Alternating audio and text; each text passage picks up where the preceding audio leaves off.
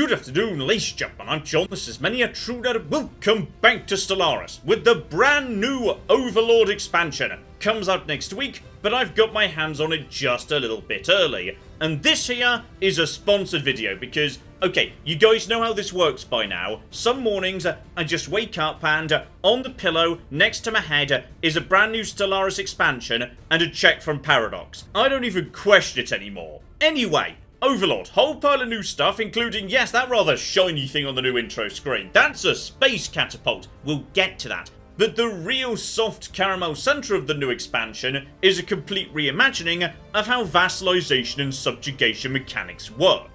Because, as you may recall, vassalization and subjugation mechanics have been in Stellaris from literally day one, but they've always existed in this slightly odd place where there wasn't much point being an overlord when you could just integrate territory and control it yourself. Now obviously, everyone was expecting a full set of new mechanics to make being an overlord a bit more exciting in this expansion, but I'd say the real star of the show is highlighted by one of the brand new origins, which is under Overlord, it can also be beneficial, even highly profitable, to be somebody else's vassal. It facilitates a style of play where you can really specialise your empire in a particular direction, so okay, let's dive in, you'll see what I flipping mean. So, welcome to the most social start of a game of Stellaris of all time, because under this origin, you start off with a pre-existing relationship with 5 other empires, because, okay, you've got a boss, but you're not an only child. There are 4 other vassals dotted about too. So, the slightly bigger empire in the middle, those are our bosses. So as a result of that, we're not going to be making any comments about warthogs, are we? No, we are not. Because these guys are, yeah, kind of think of them like a tiny fallen empire. These guys are a lot stronger than they might first appear. They've got a lot of fleet power. And everybody else, well, they're just like you. Just tiny empires just getting going. Though, this does mean the opening into this origin is a bit of a scramble because, yes, it means there are many small hungry empires desperately starting to expand. So, you've got to make sure you seize the important choke points before you get blocked off. Now, I know what you're thinking. John, you're being suspiciously relaxed about the fact you're a vassal. These guys, they could integrate you any moment. What's the plan? How are you going to escape and break free and become independent? Well, one rather crucial thing has changed, which means that's not really a priority anymore. And that's that vassals and their overlords now have formal contracts, because, oh my goodness, it wouldn't be a Paradox game if, sooner or later, feudal contracts didn't make their way into it. Magnificent, and these contracts are actually pretty generous by default to the vassal. Crucially, every new vassal will always begin with integration prohibited, so my overlord cannot just eat me. And in terms of war, it's pretty darn generous too, which is, if I come under attack, my overlord has no choice but to come to my assistance. However, I have no obligation to join my overlord if he gets attacked. He just doesn't expect me to show up. Why? Because I'm a baby. It's my first day. My fleet is 3 ships, okay? There's not much I could do anyway. So this is like baby's first contract. Right now, he's offering me protection and doesn't really expect anything back.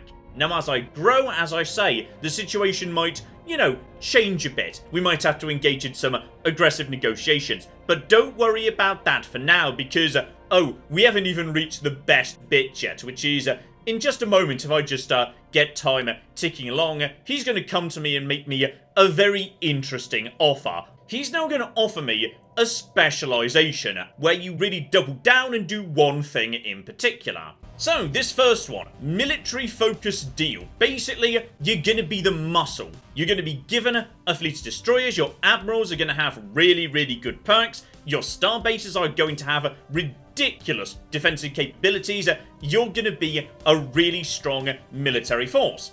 Or alternatively, the Prospectoria. Going out into the galaxy, you're going to find more resources than anybody else would. The catch, you're going to be taxed a bit more than other vassal types, but you're probably going to find more than enough resources to make up for it. And in particular, you're going to find loads of strategic resources. By the mid-late game, that's going to be really, really valuable. But, oh, the last one's the one I've got my eye on. The Stellarium, where your empire gets converted into a giant research center.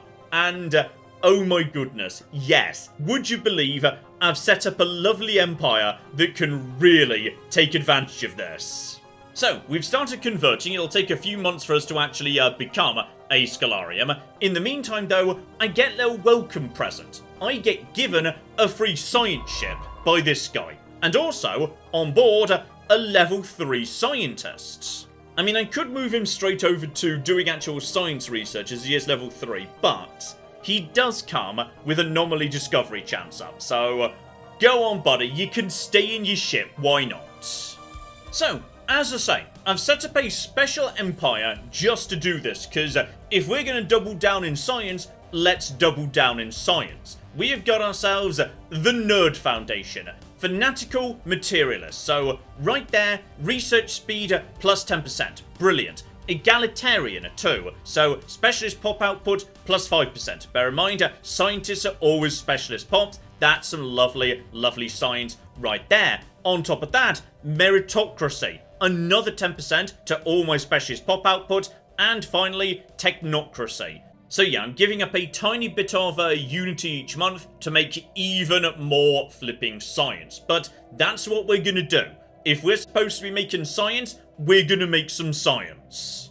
And don't forget to, yes, just send embassies back and forth to everybody. You kind of may as well, because at the bare minimum, that's just going to get you a little bit of intel.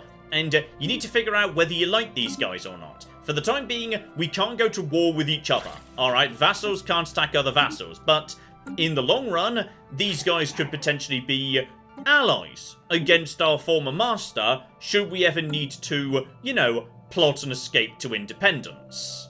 There we go, handful of months pass, we are now a Stellarium, or rather, a tier 1 Stellarium. Okay, we're still figuring out the basics, we've got some way to go. But there are immediate advantages, together with immediate costs, because specialization does come with downsides too. As a Stellarium, I can just find boxes of science dotted around. What do those boxes contain? Something. Like science, physics, engineering. Sometimes I just find a box of society. Magnificent. As for my Overlord, he's getting something from this too. Every single vassal is feeding him something. In my case, I'm feeding him 10% monthly scientific research, which is why he doesn't really bother with, taxes with me. Because I'm not gaining huge amounts of money like a Prospectorium would, I'm just generating science. So as a result of that, my tax, if you will, is the fact I'm giving him a passive monthly scientific research boost. And yes, here's the big one. Straight away, I gain plus 20% to my entire scientific output. Really good. And research alternatives plus 1. But there's the downside right there.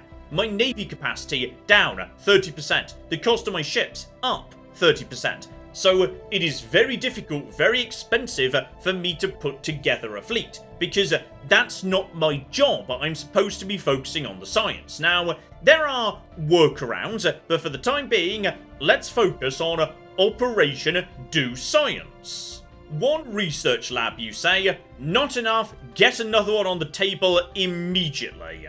And perfect timing, here we flipping go, tradition number 1, and would you believe I'm going Discovery. Now, I very often go Discovery first these days anyway, but I think it's even more important under these circumstances, because Discovery is also the science tree. Get that wrapped up, research speed plus 10%, various other bits and pieces related to science dotted inside. Mapping the stars, surveying fast. In a scramble like me and the other vassals are in right now, that could be really useful.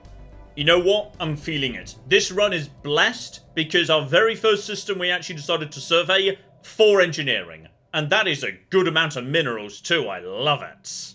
Oh, we've got an early casualty for the expansion race, which is, yes indeed. The giant glowing mushroom people have pretty much immediately cut off the trade league. So, okay, this trade league is now just kind of stuck on its ocean planet forever. Fortunately, for trade leagues, it doesn't really matter. They can just expand. In fact, actually, this works in my favour. Now they're not expanding, they've got more money floating around to invest in my world, because holdings are becoming a bigger and bigger thing. we've now got corporate holdings and also Overlord holdings. So my Overlord gets to put a building down on my world, and okay, people aren't 100% happy about the fact that my alien masters have put a giant military installation on our planet, but it keeps crying down. It's not doing that much harm, really. And as for the corporate building, that's created a merchant job, which of course is, yes, not for them, but instead for me. I've now just got a merchant generating a pile of amenities and also trade value, and to be honest, we needed those amenities, so thank you, you've done me a huge favour.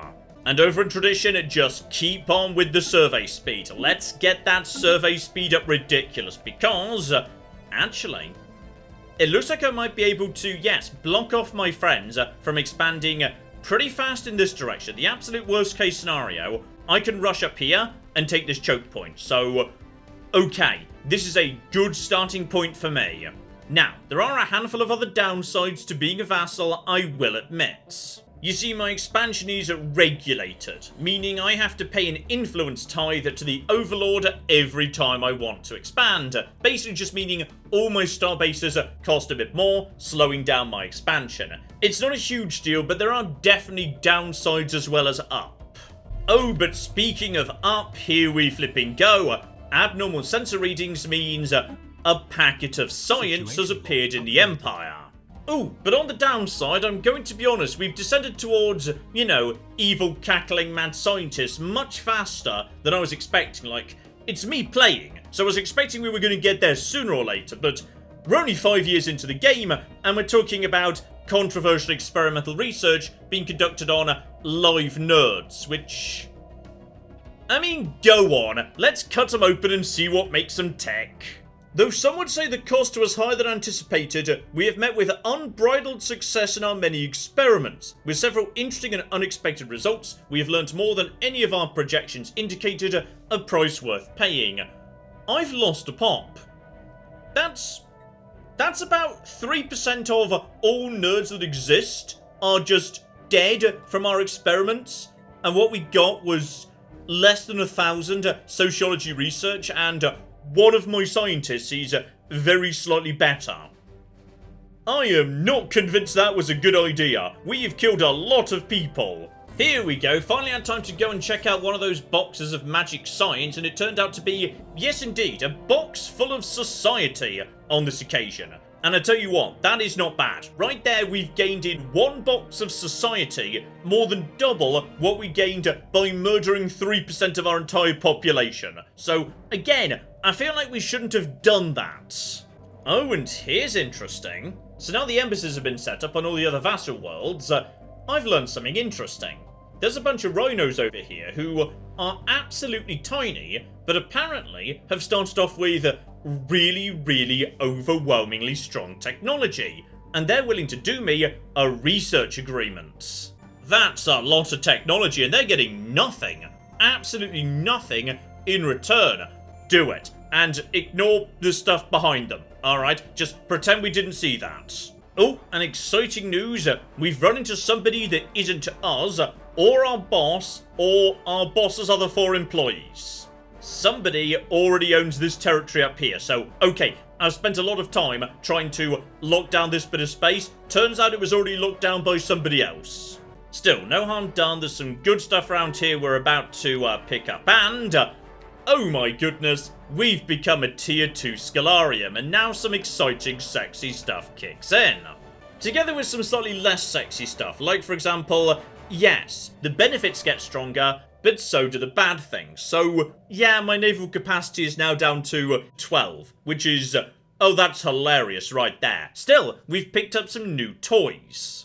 Every magic box of society I pick up is now worth even more society, which is absolutely beautiful, but the big one, every single one of my scientists now gains a perk. In addition, newly recruited scientists start with an extra level in hand, my scientist level cap is +2, and I can start handing over scientists to my boss. Now, I'm not really sure what the advantage of that is. Like, if you were playing as the Overlord, absolutely, you'd want to be doing that. But I don't know whether I really gain anything from it, aside from the fact I can basically just sell my own people. You can also be a bit unlucky here, and I have been, which is, yes, my engineering lad, he is now a genius who's also got, yes, Scholarium Investigator. So he's now got plus 20% research speed. Brilliant, well done. These guys, however, you're better at surveying. Great. You're better at dealing with anomalies. Brilliant, well done. Although, to be honest, one of the things you now just need to start doing is, yes, keeping an eye on the scientist pool, because just occasionally someone amazing will show up, and by sheer coincidence I've got someone brilliant right here. He's only 31, so he'll be around for a while. He starts off at level 2, like we just said. This guy has field manipulation plus 15% and research speed plus 10%. Field manipulation is a really, really good trait because, yes, lots of sexy technology lives there. So what we're going to do is I'm going to recruit him, meaning the guy who's left over is just getting fired. Sorry, buddy. The year is 2213, which feels embarrassingly late to just be wrapping up my first tradition tree, but we are where we are, and yes, indeed. We've already got ourselves leader experience going out, which is brilliant. Research alternatives are just ridiculously high at this point, and we get our first ascension perk too. Not forgetting research speed plus 10% for finishing that tree. Speaking of which, yes, we're going for technological ascendancy, research speed, another 10%, and let's get some rare tech showing up. Oh, this is embarrassing. We just lost a science ship, and it was the one that had the warthog, you know, the single representative of our bosses who they sent over as a gift.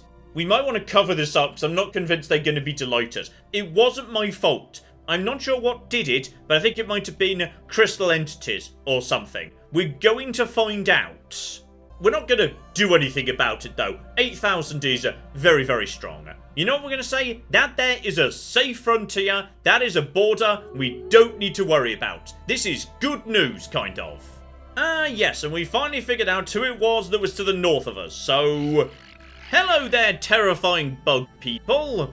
Okay, they're actually pretty chill. They're materialist as well. Me and them, we can be friends. Oh, I see. Okay, I've figured out who killed the warthog.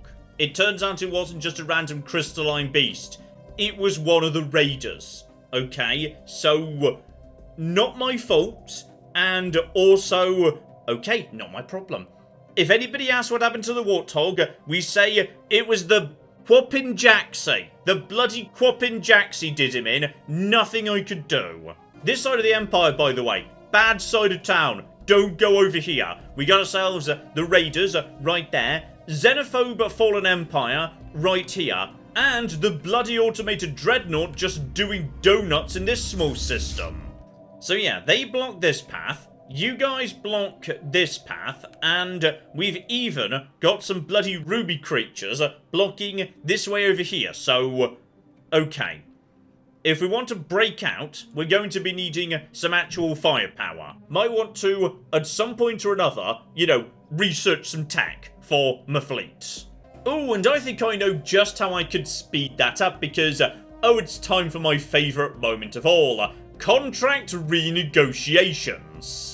Once every few years, you get to go to your boss and say, look, mate, I need a pay rise, inflation's really high at the moment, it's only fair, and me and him need to come to an agreement.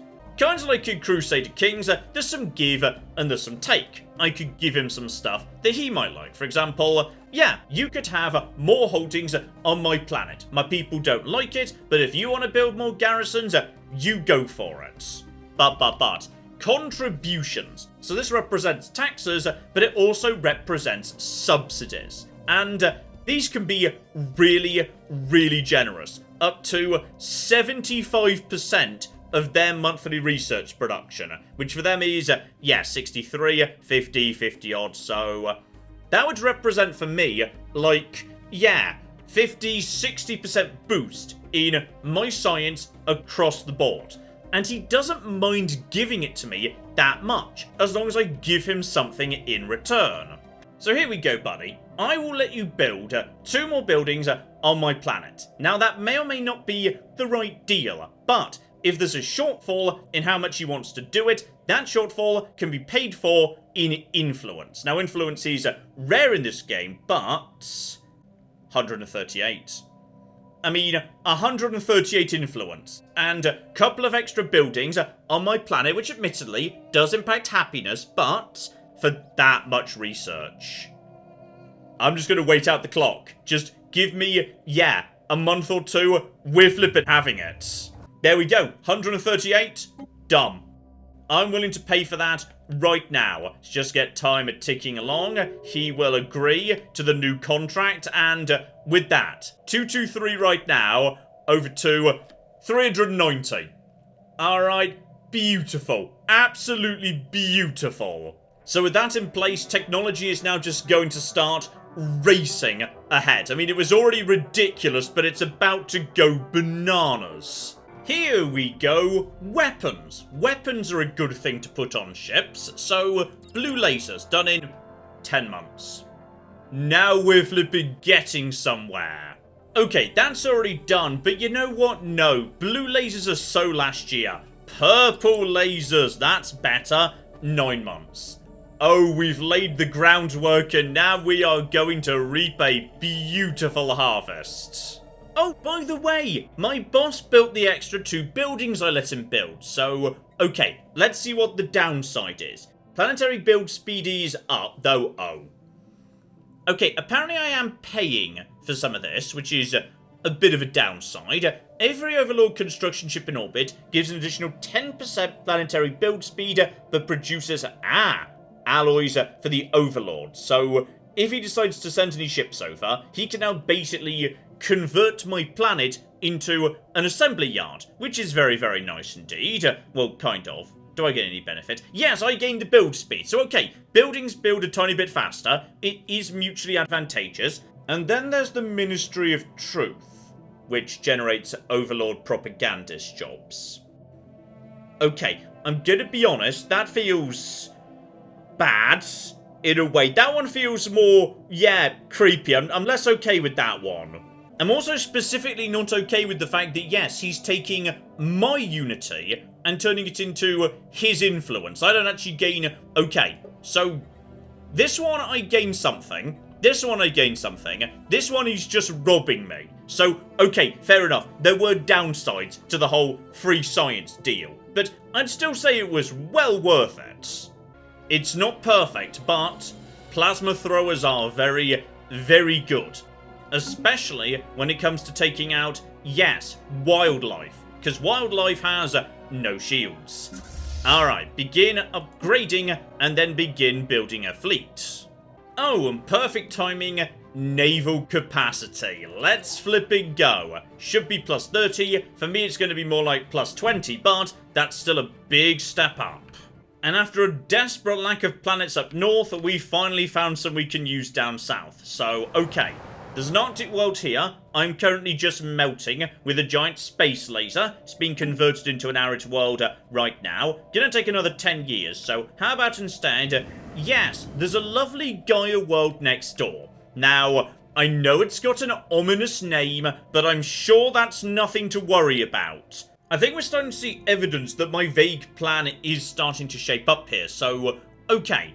The guys next door, the lovely Mantis people who we seem pretty chill with for the most part. So, their fleet is superior to mine. Understandable. However, their tech's behind. Alright, tech-wise, I am now miles ahead of plenty of empires around me. Okay, further evidence I may possibly be an evil scientist. Apparently, we've been running research back on, yes, my homeworld, the library, and we've converted a large part of it to a lifeless toxic wasteland, which was, you know, probably not the plan. Now, I can say stop turning the planet into a nightmare world, but if I do that, it's going to slow down my science for 20 years. So, okay, well, we're just gonna have to make do. If we all have to abandon, yes, the planet of library, don't worry, because I've got a brand new Doom planet waiting right over here. Doom World will be a lovely place for us to evacuate to. Okay, so there are some knock-on effects from the toxic wasteland situation. extinction events are now commonplace, and on top of that, the entire ecosystem appears to have collapsed. And we're going to keep going because I'm not giving up 10% science. I'm just curious how bad this might get. Oh, never mind, it's actually a blocker. Gotcha. So the toxic waste is leading to -3 districts, but, ooh, 10% society research. So okay, my scientists are enjoying studying the effects that toxic waste has on society, which is probably bad, but... Okay, what have we got here? Pop growth reduction, 25%, due to everything being a barren wasteland. Yeah, we're kind of out of districts, so okay, can I have... We're going to clear the industrial wasteland first, because this is getting me bonus science, yes. Okay, the oceans are now dead. Oceans are dead. I could once again stop at this point, but I've decided we're not going to. I wonder if your planet could just die. Could everybody die? I have no clue. Science is too important. Screw the ocean and everything that lives in it. Oh, you see, that toxic water is worth physics research. Right there, this is a good thing. Alright, we are learning so much about physics by just watching this water. Because it's barely even water anymore. It's brilliant. It's now lava. The crisis is now a molten crisis. So volcanoes and earthquakes are now just a part of day-to-day life. Everyone has lost faith in science. And we have hit rock bottom figuratively and literally. At least it can't get any worse. It's not worse. This is all very good news. See, look at that molten waste. Right there. That's another 10% to physics research. Okay, I think some of our districts just ceased to exist. Did anyone see which districts it was? Because I suspect, okay, we may have just lost a major city. Like, the 5th biggest city on the planet to the lava. Okay, we might want to take some action to fix this at this point. I feel like what we should do is get rid of the toxic waste. Okay, society research is probably the least important type of research we've got going. You can't shoot anybody with society after all. And that would get me 3 districts right back. It's going to be a bit expensive to fix, but it's all going to be fine.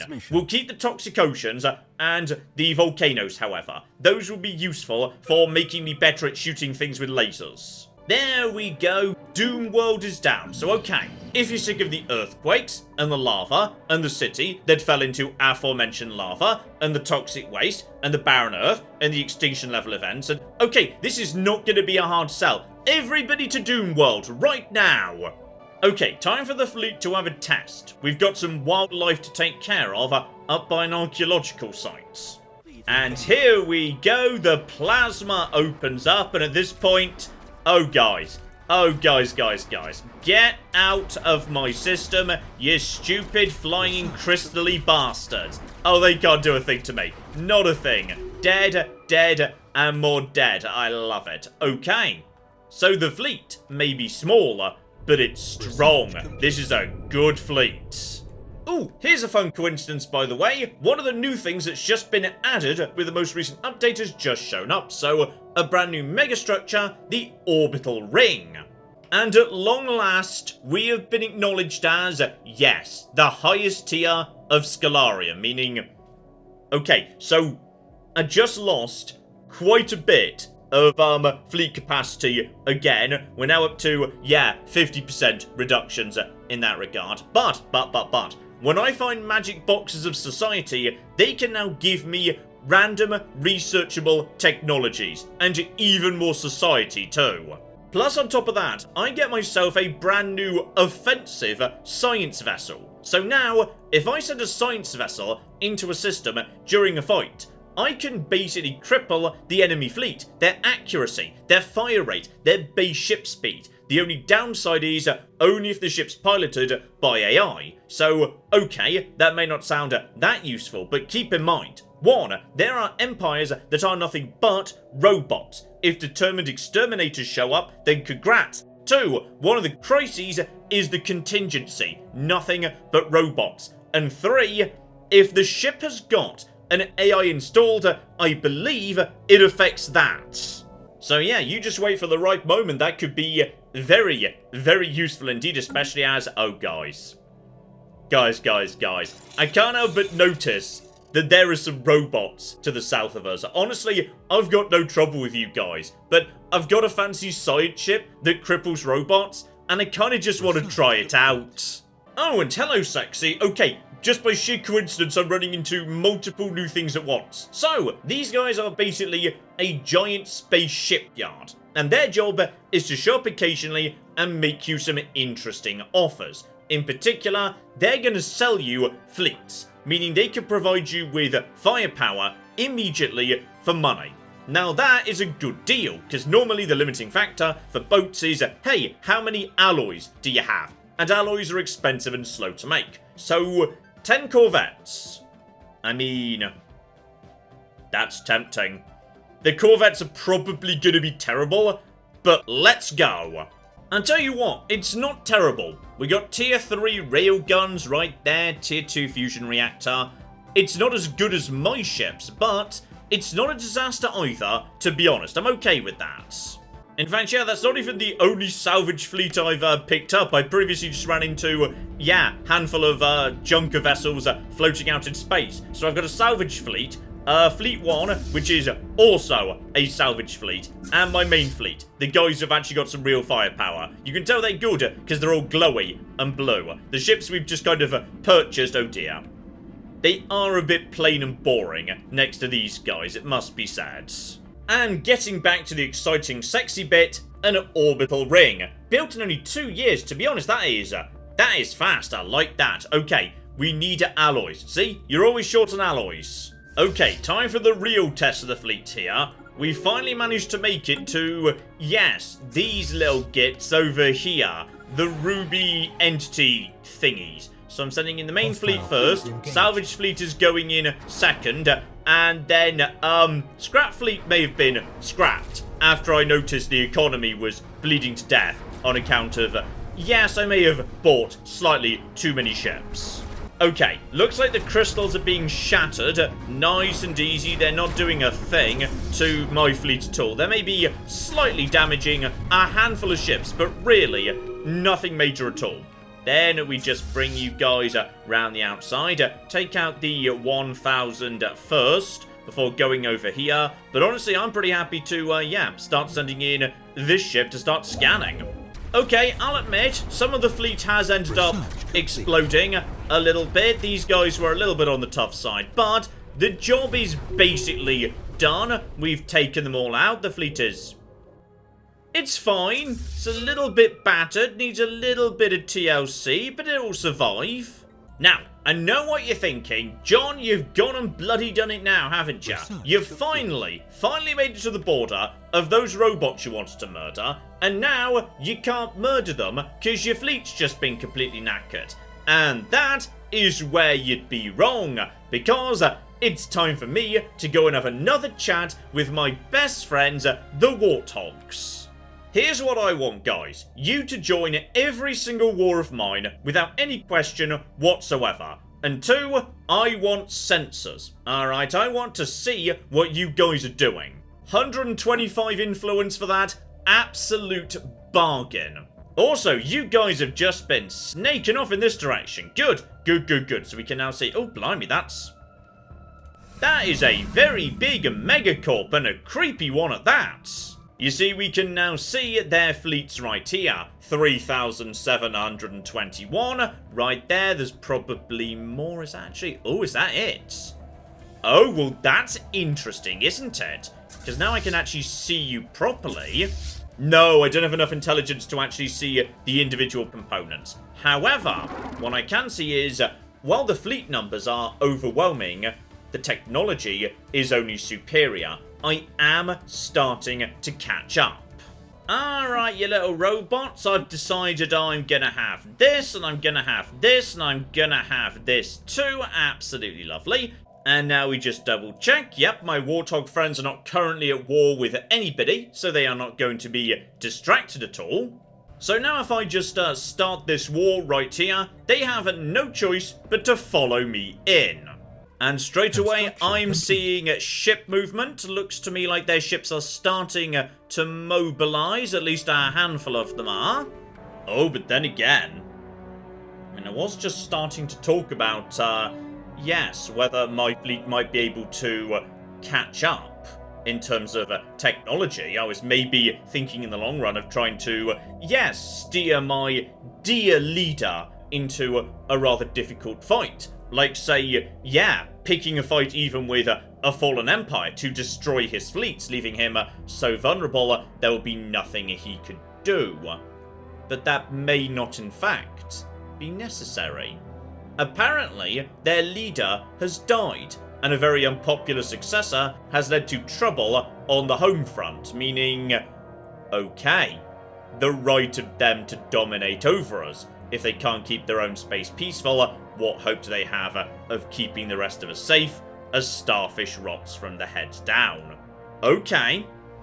Keep a very close eye on our dear friends, the Holy Wesserians, because I suspect they might be about to be in trouble, actually. Ah, yes, and don't forget, John, build the orbital ring. Okay, lads, whatever happens next, one last war, by which I mean one first war, you and me, with your lovely, beautiful fleet. Thank you for bothering to show up. And now at this point, yeah, whatever it is these guys send at me, there is nothing they can do. I've just brought my big brother with me, and he is going to beat up anybody that looks at me funny. Though, you see, like right here, if I wanted to, okay, just for safety. Guys, I've got this really important mission that we've got to go and do together. Yeah, it's right over here. I promise, it's really important. And now we just stay right at the very edge of the area. I was about to say I don't care about the Storm Rider High Kingdom, but I do actually, because they're called the Storm Rider High Kingdom. Well, aren't you guys just fabulous? Okay, now we just kind of hope that, any moment now. Any moment, my friends okay, if they don't show up at this point, I deserve this. No, they've abandoned us to go and attack the actual war targets. I completely 100% deserve what's about to happen to me. Okay, as soon as we can, just do an emergency jump out. Alright, this has not gone to plan. Okay, go. We only got one ship damaged, it's fine. Okay, I'm sure my fleet will show up at some point or another, but in the meantime, oh, back at base. Oh, there she is. It's a tiny, tiny orbital ring, though it could be further upgraded for the time being. Right now it can't have any buildings on it whatsoever, but it can have modules. So many of these buildings look pretty familiar. Basically, yes, this is like an extension to the actual platform over here. You can build many of the same buildings. It's just a way of increasing the amount of modules you've got in an area without further eating into your starbase count. So yeah, you can see here, though the outliner puts the ring in with the starbases, because it acts like one, it doesn't actually eat into your capacity. It's just a good way of expanding your space infrastructure if you can afford it. I will say, by the way, my bosses are not taking this one lightly. They are properly doing this. They are sending in flipping armies to perform a landing operation. Have you guys sent enough? Oh, you guys have sent way too much, actually, but, okay, cheers, thank you for winning this war for me. I didn't even need to bother showing up. And there we go, we have officially won. Okay, I need my fleet repaired, or at least reinforced, like, in a hurry. So, let's drop some money on some alloys, sell some food if need be. You're always swimming in food in this game. There we go, there's almost 1,000 alloys right there. Reinforce, let's get some new ships in play. In fact, hang on, let's not just this second, because I've discovered what exotic gases are. Meaning we can now go over to, oh lads. Oh my goodness, yes, let's just whack up power, whack up the, oh, we've got some improvements to make. Oh, it literally just happened. Okay. Okay. So, at the exact moment our tech caught up with our masters, potentially former masters, it would appear that they have gone the way the Great Khan sometimes goes, and disintegrated. A broken empire, oh blimey. Okay, so it would appear a lot of very tiny empires just jumped into existence. And don't forget, every single... Oh my. Okay, we just created the Space Holy Roman Empire. And I suppose the next move is obvious. You know, at this point, we're going to be wanting to invest in diplomacy, put together a federation. It would be the fairest thing, of course, for every former vassal to band together as equals, now freed from under the yoke of a tyrant, looking forward to a glorious future, free of such gross, unfair treatment.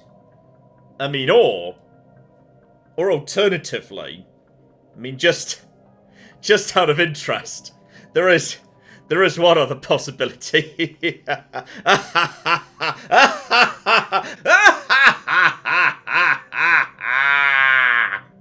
really shouldn't be allowed to run things.